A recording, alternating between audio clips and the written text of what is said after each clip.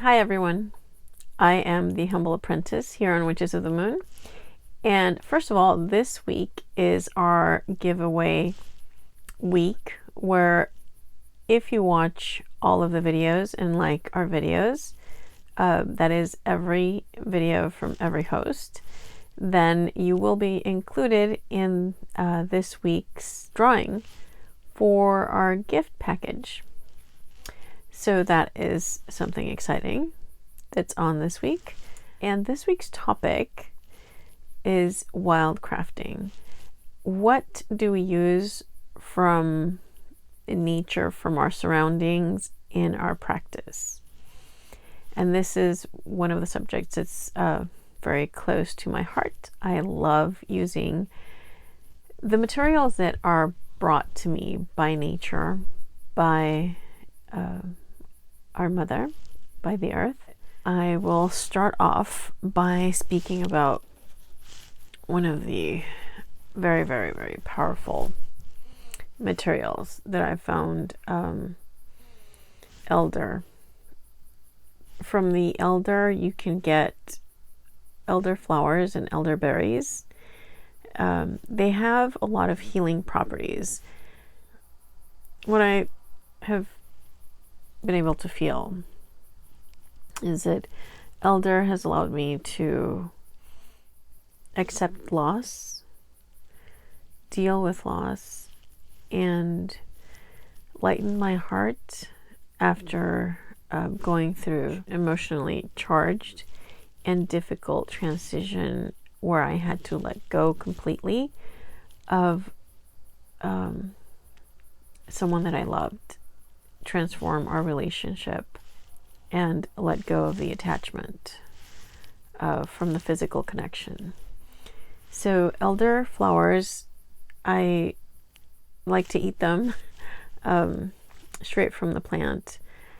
I also make flower essence, and those are pretty easy. There's a lot of ways that you can get further information on how to make them. But one of the important things is that you include, after you make the flower essence, add some Everclear, or I actually ran out of Everclear and I used whiskey. It adds a different flavor to it, but they are subtle in the way that they work, but they are effective. You can also make, I made a syrup because elder flowers are also very good for colds and flus, just like the elderberries. Sambucus canadensis is the elder plant that grows in my area. I believe that is black elderberry. Put a layer of flowers, a layer of sugar, a layer of flowers, and a layer of sugar, and then I just let it sit with a very thick layer of sugar on the top.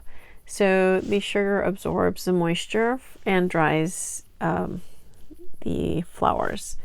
So I set this out on one of the super full moons that we had last year. Another part of the elder tree that I was hesitant to gather, but I made offerings and I connected with the elder plant. But you have to be very respectful and approach this wonderful being with the consciousness of giving and accepting whatever is given in return.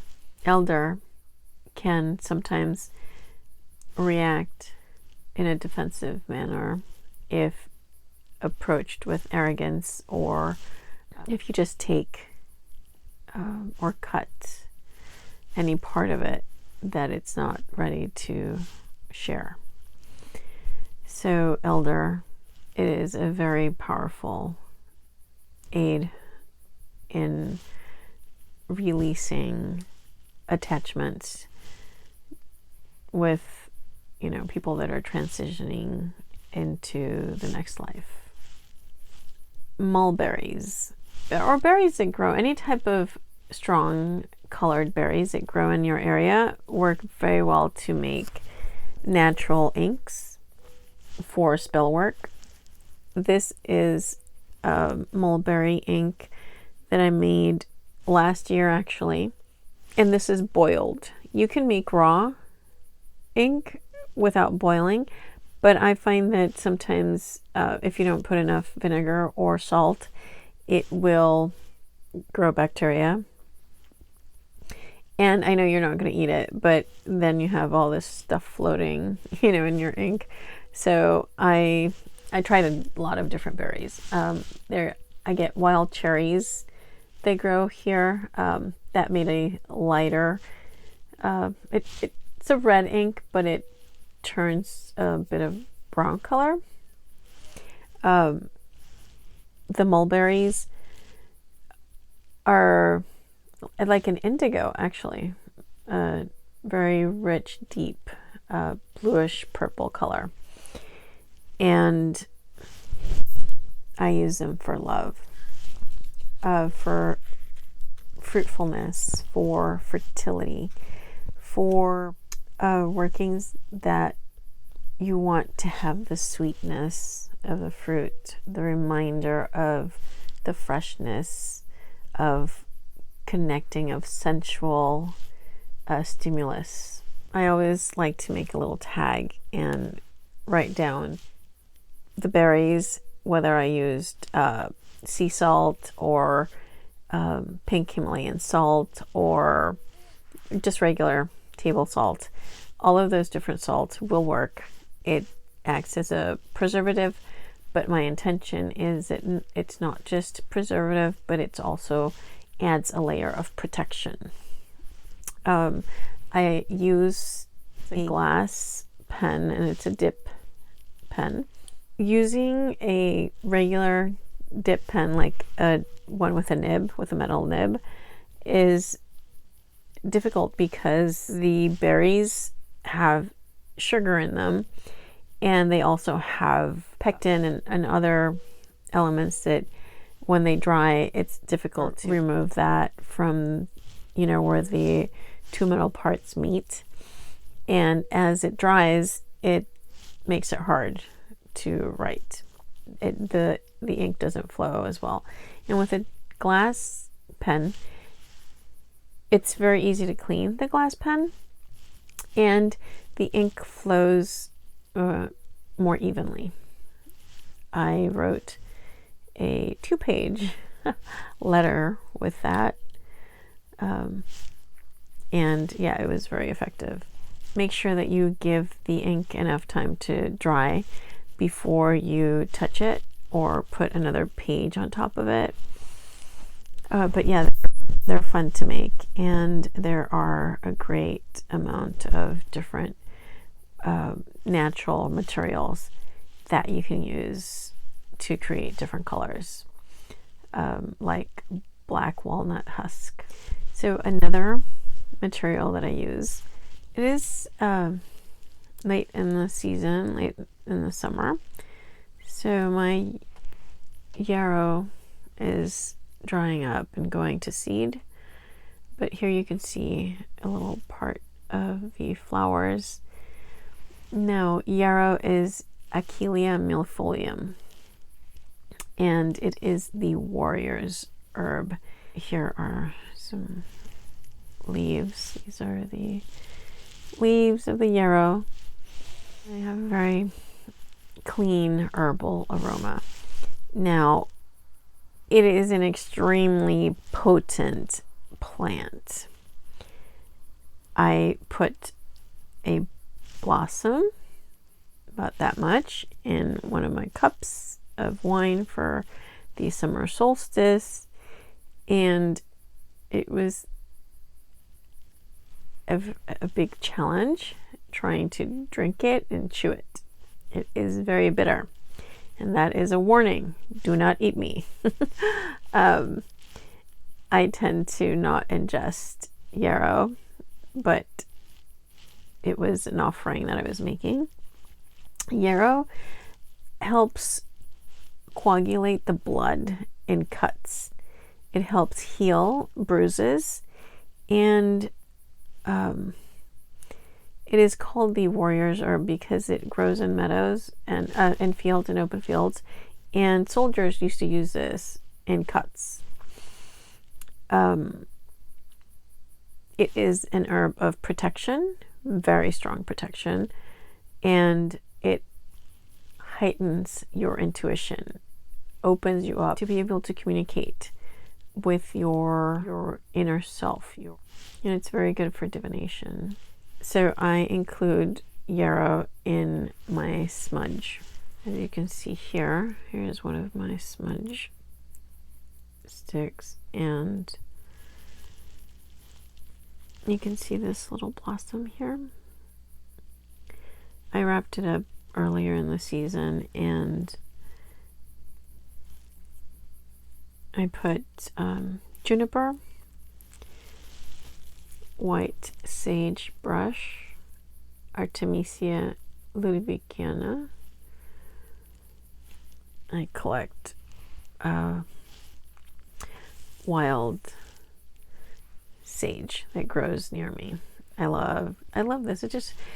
It feels so clean. It feels like it truly purifies your space. So another thing that I make are wands, and I make different kinds of wands depending on what the work calls for, what I'm going to use it for.